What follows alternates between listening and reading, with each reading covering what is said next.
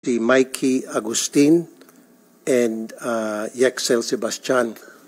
Daan-daan libong milyong piso na, hundreds of millions of pesos na po ang na-scam nila, investment scam.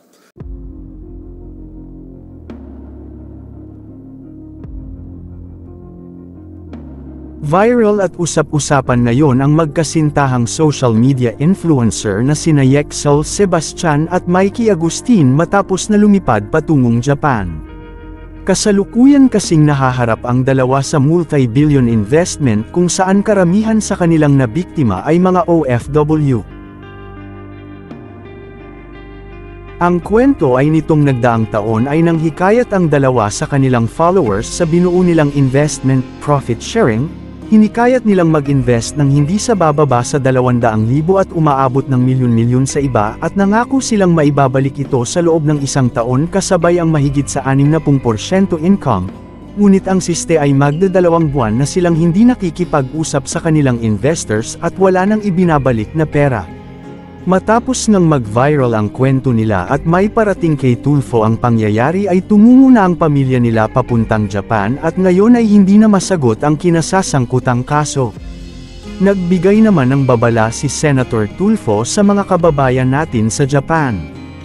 Ayon kay Tulfo ay mag-ingat ang mga kababayan natin sa Japan at nandoon na sina Yexel at Mikey baka umanumang inganyo sila ng mga kababayan natin para mag-invest. Meron lang po ko ilan mga inquiries which I will direct to the Immigration and NBI. Nung Friday po, na i-on air sa programa ko sa Wanted sa radyo, itong magkasintahan, sikat po ito, si Mikey Agustin and Yexel Sebastian.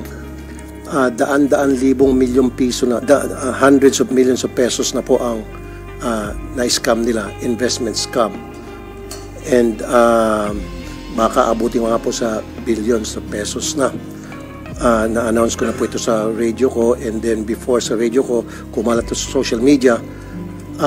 Kanina po, meron akong kakilala na kasabay niya sa aeroplano itong dalawang magkasintahan, sakay po ng Cebu Pacific going to Nagoya, Japan. Hindi ko alam kung ito'y tumatakas na or baka pupunta dun sa Nagoya para mag-recruit na naman ng mga investors. Is there any way, I know na kailangan ng whole departure order from the court bago nyo hindi mapasakay yung isang taong gustong bumiyahe.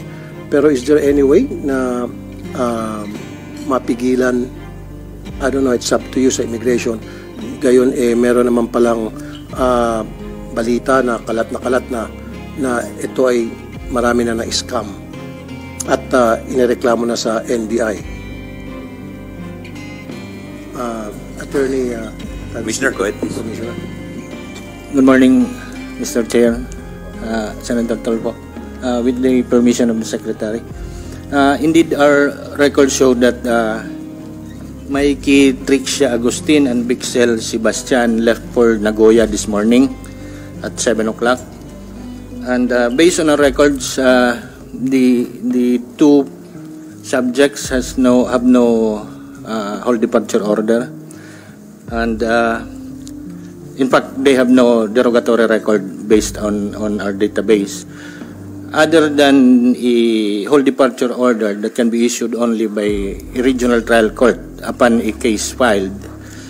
The Department of Justice can also issue an immigration lookout bulletin, but there must be a complaint already filed with the prosecutor's office, or a precautionary hold order can be issued also by the court upon filing of the criminal complaint with the prosecutor's office.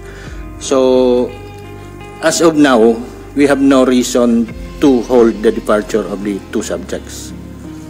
Okay, ito siguro tanong ko kay Secretary Remulla, kasi many years ago, I know na yung Secretary ng DOJ pwede mag-issue ng whole departure order, if I'm not mistaken, Secretary Remulla, upon the recommendation of the NBI dahil meron ng case na i-file against kung sino man yung mga tao na i-file po sa kanila.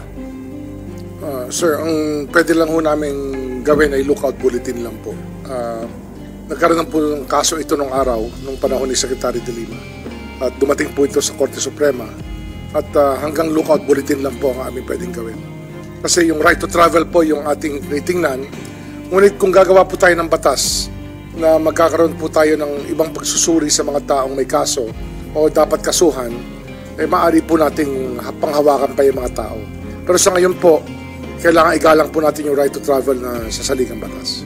Tama po. Kanina kausap ko nga po yung legis group ko para pag-aralan yung possibility na kapag halimbawa putok na sa social media, putok na sa buong bansa na ito'y marami na naloko, siguro payagan yung Secretary ng DOJ na magpalabas ng hold departure order kasi yung pagsampa ng kaso sa piskal, mahabang proseso yan, Mr. Chair, and then iraraffle pa yung papunta sa judge, makakatakas na nga yung manluloko.